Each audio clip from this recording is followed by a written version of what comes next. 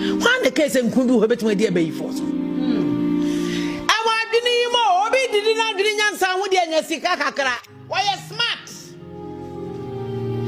When a Kazi is Mogya yaton. Yes, Mogya yaton. What do Sika Media Mount Toya to Mogya? Wouldn't you mode? Won't Sranya me, and I won't tears yet.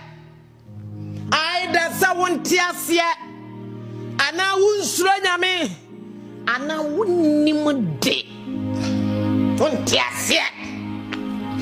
Gideon, dear, anyone here, dear, who toss what Gideon no.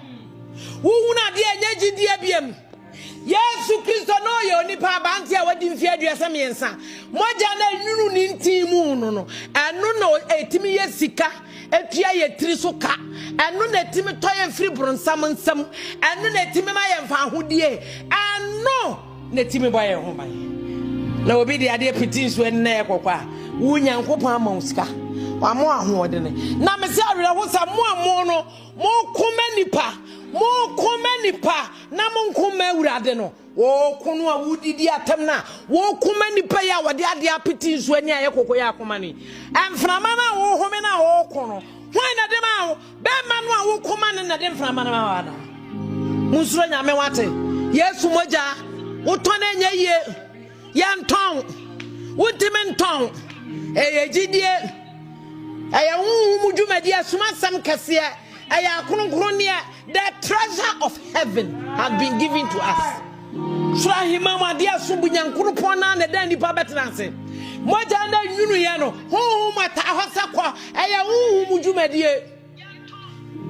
No Nipada Sani, Eddie Diniansaho, Eddie Adia Pite, and Sway Unimuswan is saying Yamisi Bono. Ensure no cry, yes, Massam. Again, Yamidi Bonsu. Again, Yamidi Bonsu. Munsranya me wate. Munsranya me timumu. Me Yesu Christo Mogya no midwane kwatoano no. Agrofo na kama meti yo. Sasa anya sori amatremu ache. Ananya nyame ameposo wa medi akonwam. Na mmobu no. Samia me gimi mfum so otum. Na me de me peme nyame. Yesu Mogya no be hohoro me ho. Mogya no be yesika kotua mitiri so ka firi bronsam nsam. Ebaje abu miefra busuan kontonchi mu. Enyame nko amene me mma na masefo nyina. Tie me migidi ya no no kore eya adwuma. Yesu Mogya de bone che. Yesu Mogya nko na hohoro bone. Yesu Kristo Mogya nko na timiye musika boade di tua wu tiri so ka. Yesu Mogya nkuto no na timi jufra busuan kontonchi mu. Biribiara ni wiase biem wasi ne bo akasa wono ne kwa wono ne nokora no ono ne kwan no. Wo nipa na mo challenge ya mudima no no obewu what emframa no ha nyame emframa no munim ne emframa ne yede yoye na de ne awere hosam ye mo nyame adom mo kakra sika na afira madwene anase eye jimie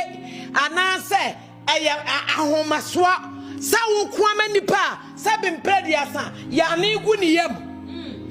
nyame dia manipa ye dia ne anya dwai ha wusam yam sa dia ba wonsono no ebiri gum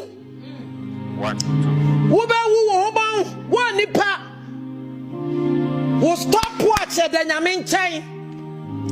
wo nipa da sani didiri nyansa ho wo ba pri ahwehwe nyame no wo koma no wo koma nipa wo ma brosa tawisie adabi baba banuhu bia me say kokon Ghana my muntie me na Anima sawa me yebunu ni na me kasai Yesu Mogya yanto Yesu Mogya yantiminto sikantimintia Yesu Mogya wo bibiara wo beto Yesu Mogya wonti ase wonni mode yanto yagidi ayewu mu asam Emadan kwa eno ana wo bone na me wani da so wuwa wo san akonyame no a ade na nyame hu me gu mfuturo no musia akonyame ne nchen na mono amotete ho na muntie me mudidi munyansa ho amode ade abiribiri ensu ani awuni made anyame di nsuo ni yeye hey suro nyame o papa suro nyame wate suro nyame o me si suro nyame nyame amamre kakra bi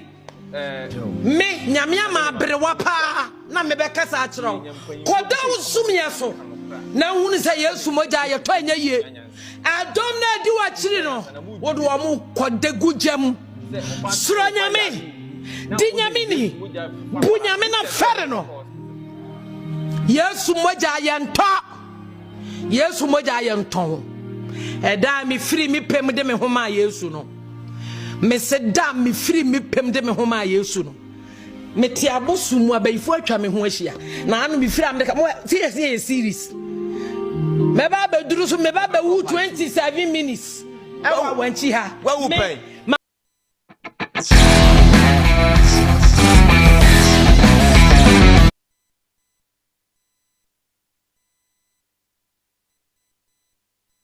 yeah abusia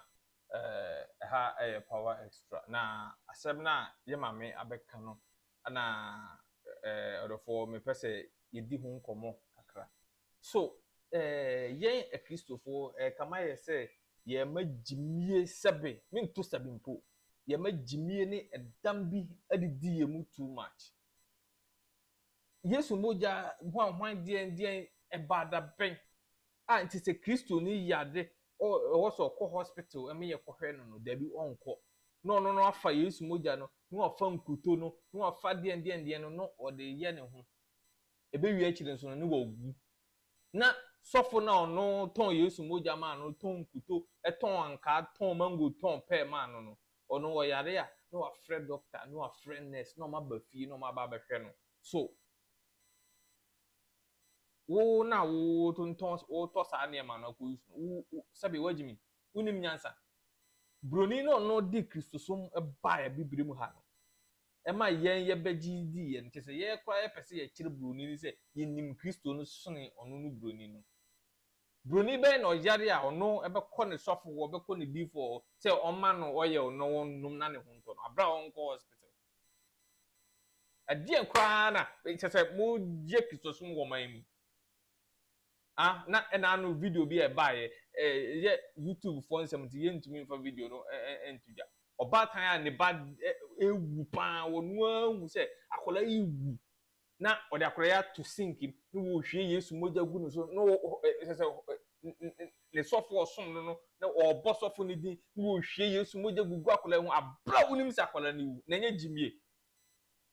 jimie pa enye jimie ana eyewa tinka wo batan ubetimi ayesa nkwase ade no ya jimi dodo na moma ye nsua nyansa na ye nyai se ye soma sofo no nyankopon no kora ono de mframa no dia wo mu no onsom no sa osoma sofo chese boka ho no man no kora nyi because we the Christo som no blackmailing too much sa na Bible ne ka Bible cry say no man can your den ho atu nipa so wo sofo no wo yare a Yesu Mogya no I tell you say ono onum bi o yare a onum Yesu Mogya ni bi nkuto no ne de no onfa bi ntwi ne ho da oba friend doctor oba friend nurse no oba behwe no na wo de enam say sofo na brainwash wo amu say wo wagimi wunim nyansanti no obeton Yesu Mogya ma obeton Sobolo ama obeton Yesu ntesuo Yesu mfifire Yesu toilet kura wonya yebeton ama mo enam se mo agimi nti no mo beje akoyisu na mo mawu no ne yere ne made o mo yare a ya tan play e kobu chire doctor nkohwe yen mo nsesa na Kristofo mu jimi mo nsesa na mu jimi dodo mama jimie no aye too much ade na mo ma asofofo yusu musa common sense nti no wadwen adwen na nyankopon de ma wo nti untumi nyusu ne kakrampo untumi nyusu se wo yare a o se wo call doctor ma doctor hwe no ye Sobolo no ye Yesu Mogya no ono wo bewu untumi nkyerebo na da wo bofo be fa no yenhwe se Sobolo no betumi agena yenhwe se Yesu Mogya no betim agena Israel Jerusalem ne Bethlehem fo kura na Yesu no firi wo mo ho no omo kura enne omo kan no omo ntɔn ni Mogya na omo abɛtɔn ni nsuo mpo moma ye ni mie na mu jimi dodo Kristofo amaba sebe Kristofo no binu mu de Kristosom ya kyekere mo ho enso bɔne nko ane kwasiasam nko na moti kuma ana mudi what is Yesu Mogya what is Sobolo what is nkuto anka na ediende na ehira so mam na de daada mo na agimu sika enne wo de hwɛ asɔfo atibiem na hwɛ asɔrema atibiem sɔfo ne yire ne ma live good asɔrema ene tua sɔfo eka etua sɔfo ma school fees na asɔreba ne de ɔno ne ho kyere no ɔno de bɛhwɛ ne ba no na pagya sɛ momfa nkɔma sɔfo ɛnam sɛ wagimi nti no na sɔfo no mom de ye ne ho ye na wo de ti ohianim abra wo yusu saa sika no de ye business invest ya anka wo kyena no we are going to make it big moma ye nsesa na ye jimi dodo jimie no too much ewo Kristosom nim enye saa na Kristo no kura na ye som no opese ye no enye saa na Kristo na ye som no opese ye no ede ye ne Yesu Mogya nyoton no mumisa no okofa Yesu Mogya no we okofa Sobolo no we nkuto no konya we na mimlemu omo food and drug authority for chese mo kra de mo useless for man mu esen government institution bia ni asofofo eye nti mo hu nyansa panyi bia ni FDA a obetime atu anamo se ade a mo ye ne nye nti enne ye twam ma mo nye sa ade ne bi approve aben na wo Sobolo no approve aben na wo Yesu Mogya no nti omutumi ba abonten beton etena omu TV so ebo ho dawuru Obusia, power extra. The best also subscribe to channel na